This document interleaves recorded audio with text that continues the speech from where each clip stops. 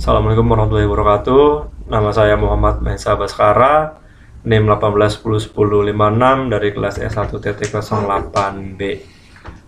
Cita-cita saya ingin jadi pengusaha tambak udang. Saya di sini akan menjelaskan tentang modul 1 dari praktikum pemrograman lanjut. Modul 1 adalah dasar pemrograman berorientasi objek. Tujuan dari modul 1 ini adalah untuk mengetahui arti dan fungsi pemrograman berorientasi objek atau PBO dalam pemrograman.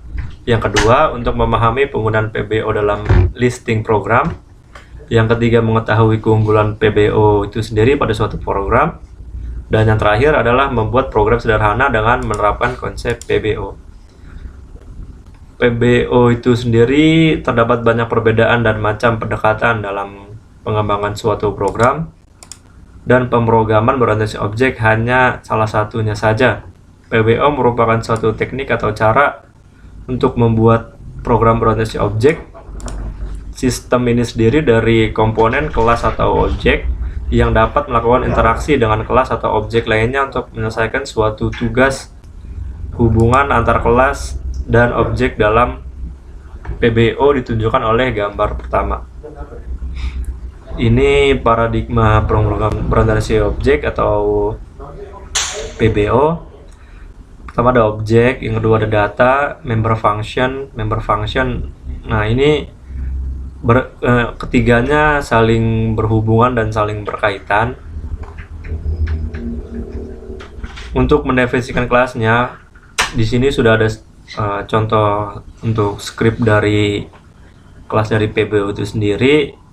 Satu kelas bernama X yang didefinisikan pada baris ke-4 dan ke-11. 4 dan 11. Dalam program tersebut memiliki member data bernama A yang terdapat pada baris ke-7. Kita lihat baris ke-7 integer A. Selain itu juga terdapat member fungsi bernama B yang didefinisikan pada baris ke-9 dan ke-10. Kita lihat baris ke-9 void B, baris ke-10. Dalam program di atas terdapat keyword private dan public yang berfungsi mengatur akses member data dan fungsi yang terdapat di dalamnya. Member data atau fungsi yang terdapat di dalam private hanya bisa diakses dari dalam kelas tersebut. Member data atau fungsi yang terdapat dalam public dapat diakses dari luar kelas. Mekanisme data hiding dalam PBO adalah dengan meletakkan data ke private sehingga data tidak bisa sembarangan diakses kecuali melalui member fungsi public dalam kelas tersebut. Yang ketiga, kita mendefinisikan objek dan pemanggilan member fungsi dan data. Yang ketiga, yang keempat, akses data melalui member fungsi. Seperti yang sudah jelasin sebelumnya, member data yang diletakkan dalam private hanya dapat diakses oleh member fungsi dalam kelas yang sama. Gambar 3 menunjukkan listing program untuk memasukkan nilai ke dalam data yang terdapat dalam private melalui member fungsi. Ini gambar ketiga, akses member data melalui member fungsi. Ini contoh scriptnya. Yang kelima adalah konstruktor. Konstruktor itu banyak objek yang dibuat, maka akan lebih mudah jika objek dapat menganalisanya sendiri ketika pertama dibuat tanpa membutuhkan panggilan ke member function. Inisialisasi otomatis ini dapat dilakukan dengan menggunakan member function kelas tersebut yang disebut konstruktor. Konstruktor tereksekusi secara otomatis kapanpun objek dibuat. Ciri utama dari konstruktor itu sendiri adalah memiliki nama yang sama dengan nama kelas. Format penulisan konstruktor dalam program tersebut adalah sebagai berikut: nama underscore kelas dalam kurung, buka kurung, tutup kurung, spasi, terus dikasih titik 2, member data underscore data dalam kurung nilai, tutup kurung. Nah, ini tadi contoh dari konstruktor tanpa argumen. Selanjutnya mungkin kita bisa masuk ke script yang sudah dibuat. Di script ini juga terdapat dua program, yaitu string dan integer. Pertama ada string dan integer. Selanjutnya yaitu member fungsi, yaitu get data dan header. Ada yang namanya member fungsi, yaitu get data dan header. Kemudian di bagian public terdapat konstruktor overload, konstruktor, serta konstruktor argumen. Terdapat public, konstruktor overload, konstruktor data. Selanjutnya pada display baris ke-22 adalah deklarasi member fungsi menampilkan objek pada baris ke-25 hingga 26, berfungsi untuk menampilkan objek key 1, dan pada baris ke-23 hingga baris ke-36, pada baris ke-32 hingga 36 itu menampilkan objek key 2. Kemudian pada baris ke-40 terdapat member fungsi yang ditemukan di luar kelas dan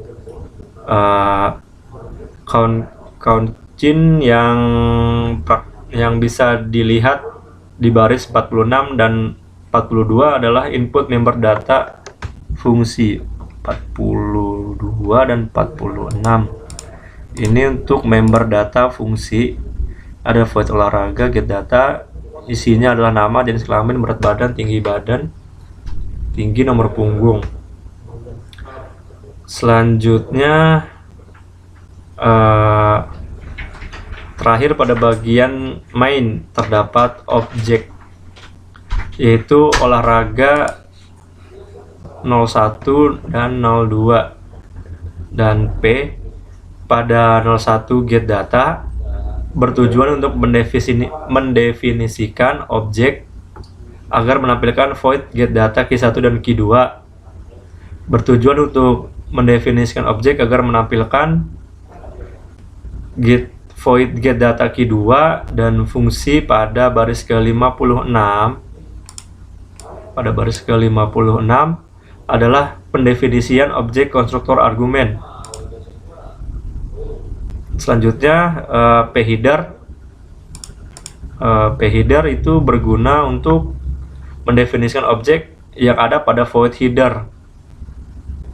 Dan yang terakhir pada baris ke-58 tampilan K1 dan K2 berguna untuk mendefinisikan objek pada void get data. Itu tadi untuk penjelasan tentang script yang sudah dibuat.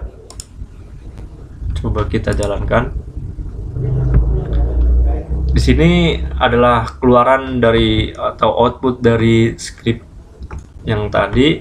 Mari kita masukkan nama, jenis kelamin pria.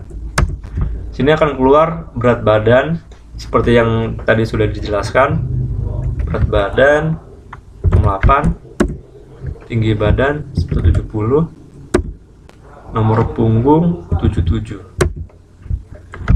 Ini untuk data diri pemain pertama. Nah, ini selanjutnya untuk data diri pemain kedua, kita beri nama Sekarang, jenis kelamin pria, berat badan 9, tinggi 168, nomor punggung kita kasih 15.